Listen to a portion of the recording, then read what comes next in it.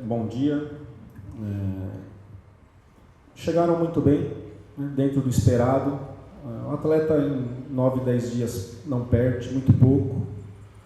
Então a gente bem tranquilo em relação a essa folga. Acho que ela foi bem feita, bem proveitosa para uma equipe que fez 40 jogos nesse primeiro semestre, jogos decisivos. E agora a gente tem 20 dias aí para voltar ao campeonato. Não será um teste. Os testes que eu queria fazer, que eu não queria perder tempo, infelizmente não vou ter agora. Queria usar muito o Cleison e o Everaldo, até para ver nesses jogos como eles iam se sair jogando o Cleison para dentro, que nem ele jogou na Ponte, né? Quando o Corinthians contratou o Cleison em 17, ele jogava como meia. O atacante pela esquerda era o Luca. Mas infelizmente aí por problemas de fortalecimento, para que não tenha problema ali na frente, antes da saída o Everaldo se queixou de dor no pubis, então está passando, foi feito todos os exames, só precisa de fortalecimento, então a gente fica sem ele alguns dias. E os cuidados que a gente tem que ter com o Cleison em relação ao joelho dele, que já operou no passado e teve muita dificuldade no início desse ano, então mais uma precaução para que depois eles tenham uma continuidade. Então, o trabalho está sendo para jogar contra o CSA, o trabalho geral, que é o que vale 3 pontos, que é o campeonato. Então, amanhã a gente vai bem desconfigurado, né, em relação à característica dos jogadores, mas a gente não tem que lamentar e tem que trabalhar com o que a gente tem. Pois é, Caribe, na sua última entrevista, ainda lá na Vila Belmiro, né, depois da partida contra o Santos, você falou que usar essa parada para a Copa principalmente para trabalhar o setor ofensivo do time, que tem chamado a atenção negativamente nesse primeiro semestre.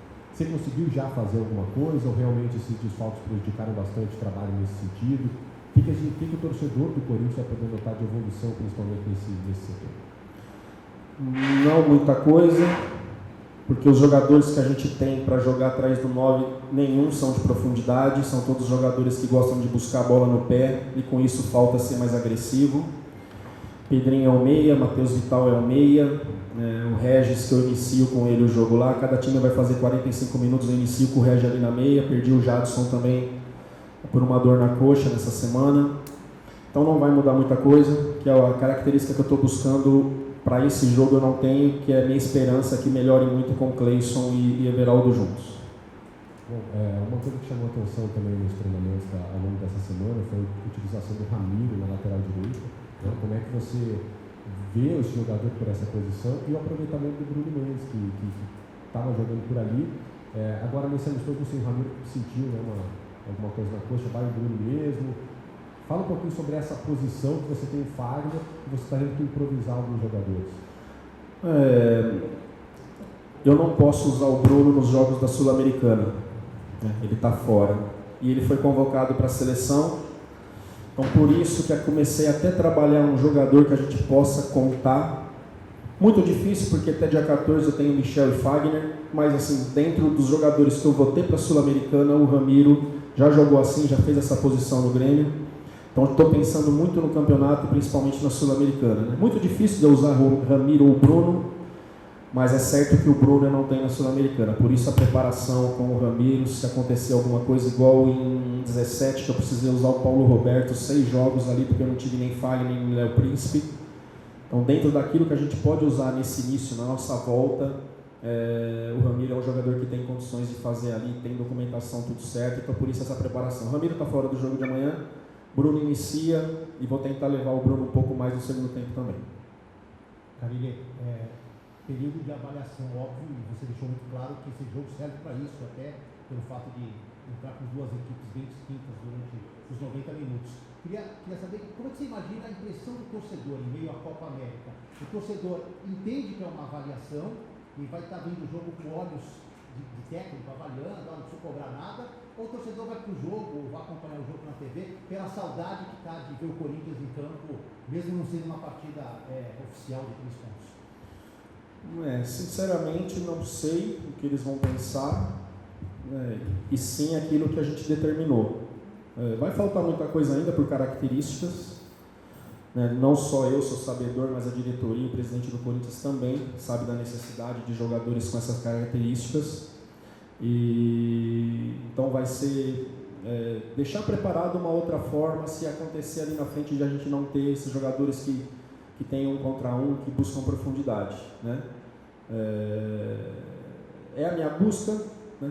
Trabalhei muito essa semana, mesmo sem ter essas características de rodar a bola, de mudança de corredor e terminar a jogada, mas ainda vai faltar, principalmente pelas características dos jogadores que vão a campo. E está dando tempo para você, mesmo com o trabalho intenso aqui, acompanhar a Copa América, ver seleções, viu o Brasil ontem? Como é que você está conseguindo conciliar o profissional Carille com, entre aspas, o torcedor Carille ou o profissional vendo outras seleções? Durante a parada, assisti um jogo só, que foi a final do futebol feminino, né? A final não, desculpa, a desclassificação para a França ali, de antemão já parabenizar ali o Vadão, né? A gente sabe das dificuldades aí do nosso futebol feminino, e jogaram de igual para igual, perderam para uma grande seleção, onde tem uma liga muito forte, enfim, foi o único jogo que assisti. Agora essa semana eu tenho acompanhado sim, né? Assisti o jogo ontem, um bom jogo, dentro das suas ideias, né? O Paraguai de marcar bastante, e o Brasil de tentar, de arriscar, sempre uma perninha no meio do caminho, né? Para tirar essa bola, mas foi um jogo difícil, um jogo de pressão, já tinha perdido nessa mesma fase 2 eliminação para o próprio Paraguai, né? Mas essa semana eu consegui acompanhar os jogos sim. Carille, bom dia, tudo bem? Até sobre a parada, para tranquilizar o torcedor, saber se chegou alguma proposta oficial para você, se você confirma que permanece aqui no Corinthians, por favor. Eu não tenho nem o que falar, cara, porque não chegou nada.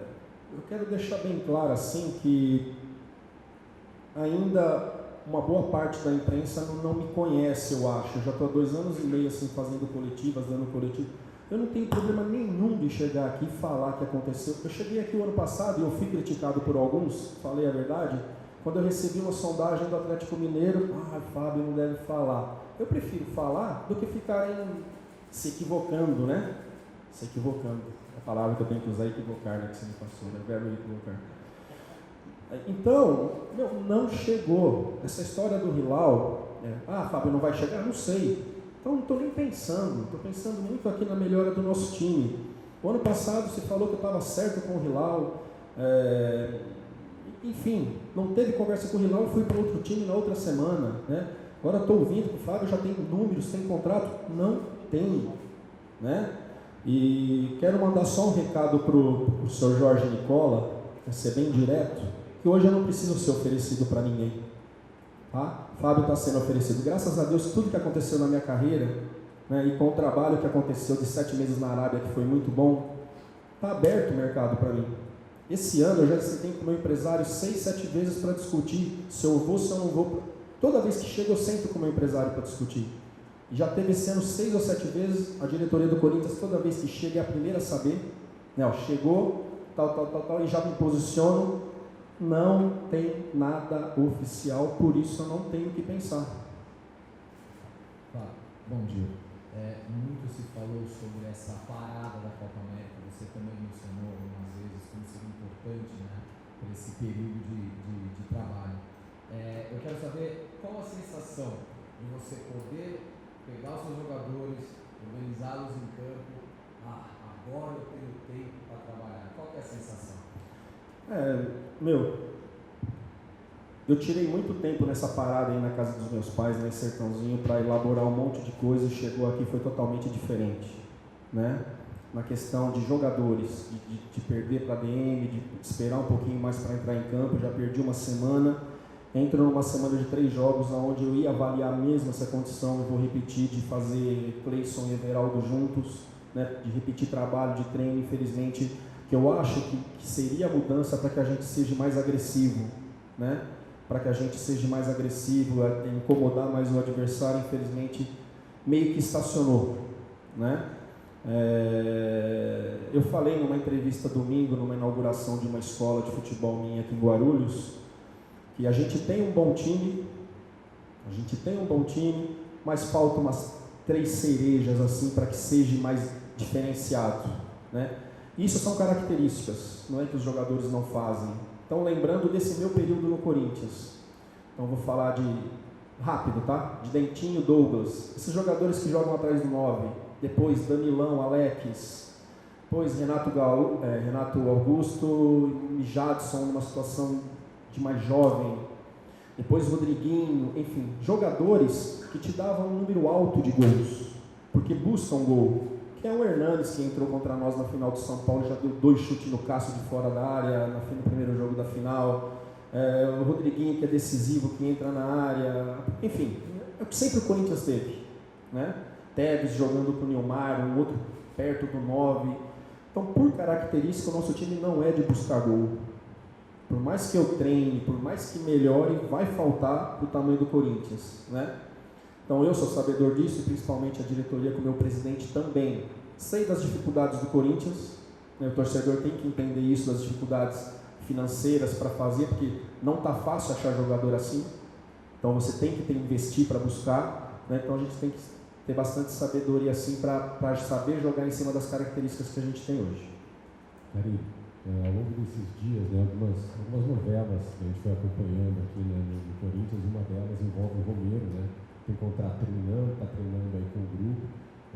Esses tempos, no início da semana ele fez um post, aí, inclusive com você, passou a impressão de que estaria renovando ou acertando com alguém.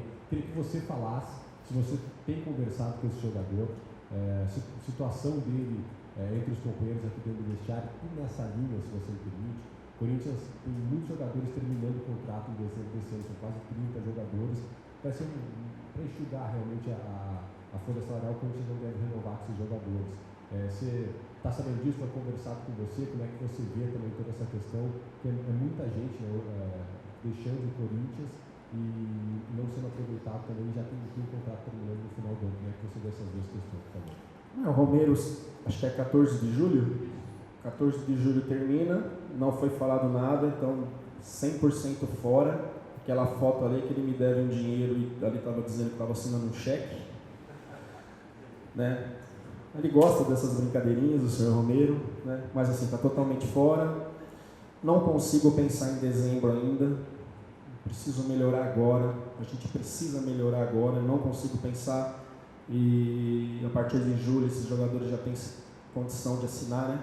Faltando 6 meses. Provavelmente tem alguma reunião por esses dias, mas até agora não teve nenhuma conversa a respeito disso. Carille, queria te perguntar a respeito da situação do Arauz, né? Porque a gente viu o Pedro agora sendo emprestado ao Atlético Paranaense. Queria saber também como é que fica a situação dele, se você, daquilo que a gente conversou, se mudou alguma coisa, se você pensa em utilizá-lo ou se o melhor para ele mesmo vai ser emprestado. A princípio será emprestado o Arauz.